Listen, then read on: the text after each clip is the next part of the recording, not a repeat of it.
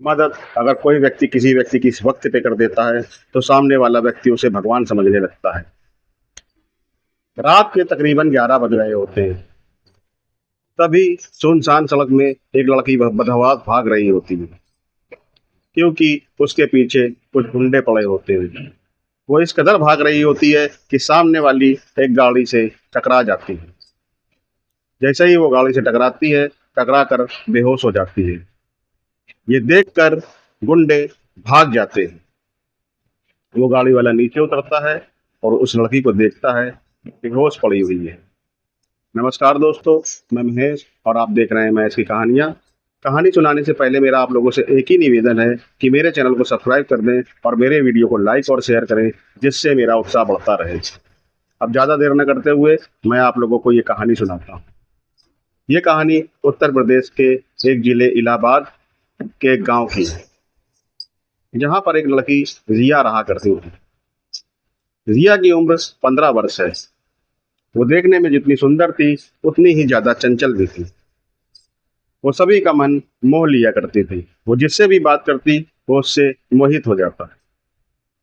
उसके पिता, जो कि एक रिक्शा चलाते थे, बैटरी रिक्शा, और उसकी माँ, जो अक्सर बीमार रहा करती थी।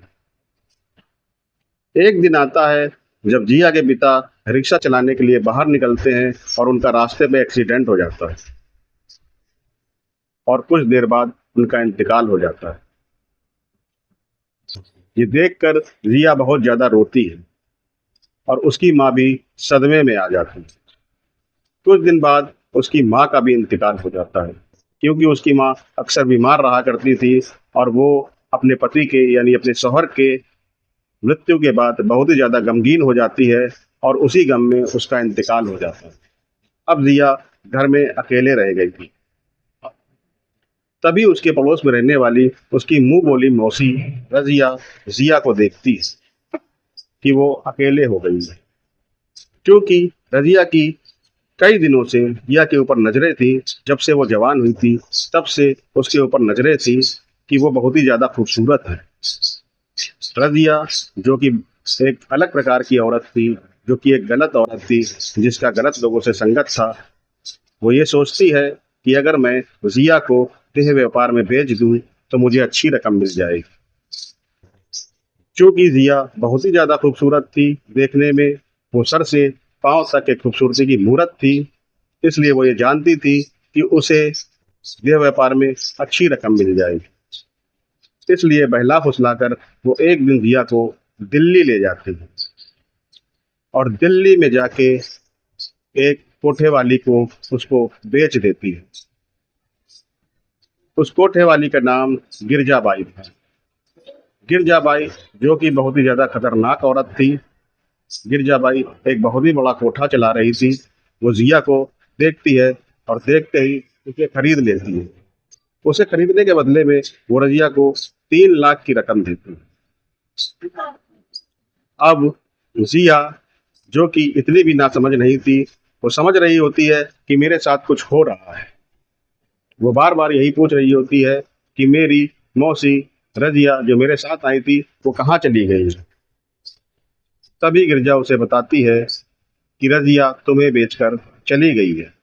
अब तुम यहीं पर रहोगी और ये एक कोठा है, यहाँ पर लड़कियों के जिस्म के साथ खेला जाता है।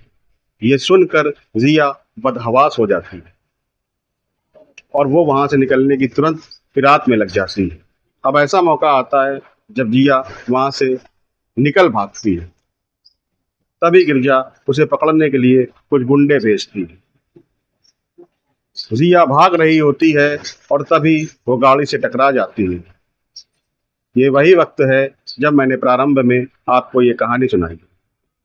वो गाड़ी से टकरा कर बेहोश हो जाती है। तभी गाड़ी वाला उतरता है और उसको देखता है और वो उसको अस्पताल में भर्ती करवा देता है और पुलिस को इन्फॉर्म कर देता है। पुलिस वहां पर आती है और पंचनामा करती है। पंचनामा करने के बाद उसको पता चलता है ये जो लड़की बेहोश हो गई थी, इस लड़की का नाम जिया है और जिस गाड़ी से वो टकराई थी, उस गाड़ी के मालिक रघुवीर सिंह हैं, जो कि दिल्ली के एक बहुत बड़े बिजनेसमैन हैं। वो जिया को देखते हैं तो उनकी अपनी मरी हुई बेटी की याद आ जाती है। वो भी 15 ही साल की थी और उसका नाम कल्पना था। तब वो जिया को सोचते हैं कि इसका कोई नहीं है, क्योंकि जिया के बारे में उनको सब कुछ पता चल गया था, जिया की ही जुबानी। तब वो जिया को अपने घर ले जाते हैं और बड़ी ही इत्मीनान से उसको अपने पास रखते हैं, उसका खैर और ख्याल रखते हैं, बहुत ही अच्छी तरीके से उसको देखते हैं। जिया भी बहुत ही ज़्यादा हंसमुख मिजाज की थी, चंचल मिजाज की थी। वो एक पिता की तरह उनका ख्याल रखने लगती है। वो पूरे घर में एक चंचलता की तरह घूमने लगती है। रघुवीर सिंह ये देखकर उससे बहुत ही ज़्यादा मोहित होते हैं। वो बहुत ही ज़्यादा खुशमिजाज हो जाते हैं। ये देखकर उनका स्त्री भी देखता है कि काफ़ी दिनों से रघुवीर सिंह के चेहरे पर मैंने हंसी नहीं देखी थी, अब वो कितने खुश रहने लगे। रघुवीर सिंह अब बहुत ही ज़्यादा खुश रहने लगे थे। जिया भी एक बेटी की तरह उनके घर में रहने लगी थी। तभी अचानक रघुवीर सिंह को 2 दिन के लिए अब्रोड जाना पड़ता है, यानी कि विदेश। वो अपने सेक्रेटरी से कहते हैं कि जिया का ख्याल रखना, वो घर में अकेले रह जाएगी, और वो अब्रोड के लिए निकल जाते हैं। जैसे ही वो अब्रोड जाते हैं, यहाँ पर गिरजाबाई के गुंडे उसको किडनैप कर लेते हैं, अपने कोठे में ले आते हैं। अब उनका सेक्रेटरी रघुवीर सिंह को ये बताता है कि जिया का किडनैप हो गया है, तो तुरंत वो अब्रोड से वापस आ जाते हैं। क्योंकि रघुवीर सिंह एक बहुत ही रसूखदार बिजनेसमैन थे, वो अपना सारा पावर लगा देते हैं। वो कई नेताओं को फोन कर देते हैं और नेतागण पुलिस वालों को फोन कर देते हैं। पुलिस वाले तुरंत गिरजाबाई के कोठे पे जाते हैं और कोठे में जाके वो पाते हैं कि जिया वहां पर नहीं है। और जब वो ये देखते हैं कि जिया वहां पर नहीं है, तो बहुत ही ज्यादा परेशान हो जाते हैं। तो ये सोचते हैं कि अब वो रघुवीर सिंह को क्या जवाब देंगे। रघुवीर सिंह, जो कि एक बहुत ही बड़े बिजनेसमैन थे, वो ये जानते थे कि रघुवीर सिंह हमारी ऐसी की तैसी कर डालेंगे। अगर रघुवीर सिंह गिरजाबाई के कोठे में जाते हैं और वो गिरजाबाई से कहते हैं कि अगर मेरी बेटी जिया मुझे नहीं मिली तो तुम्हारी चमड़े की वो हालत होगी कि तुम्हारी रूह तक कांप जाएगी। तभी गिरजाबाई का एक दलाल बोलता है कि ये बहुत ही रसूखदार बिजनेसमैन है, इनसे पंगा मत लो, जो तुम लड़की उठा के लाई हो अब वो इनके सपुर्द है, अब उसको वो ये देख रहे हैं। इसलिए गिरजाबाई थोड़ी डर जाती है और रघुवीर सिंह पूरे कोठे को खाली करवा लेते हैं और अपने आश्रम में सभी लड़कियों को ले आते हैं और गिरजाबाई को तुरंत अरेस्ट कर लिया जाता है।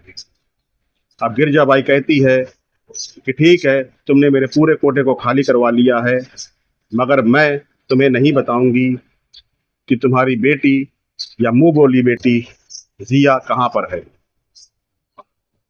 अब रघुवीर सिंह और भी ज्यादा गुस्से में आ जाते हैं।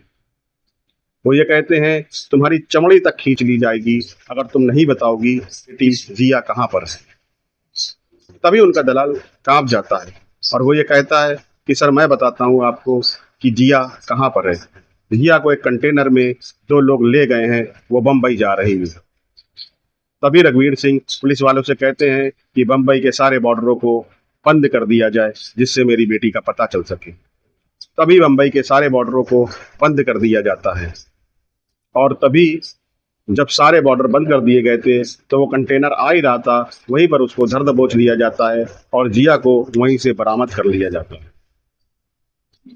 अब जिया को तुरंत हॉस्पिटल ले जाया जाता है क्योंकि उसकी थोड़ी खरोंचें आ गई थी।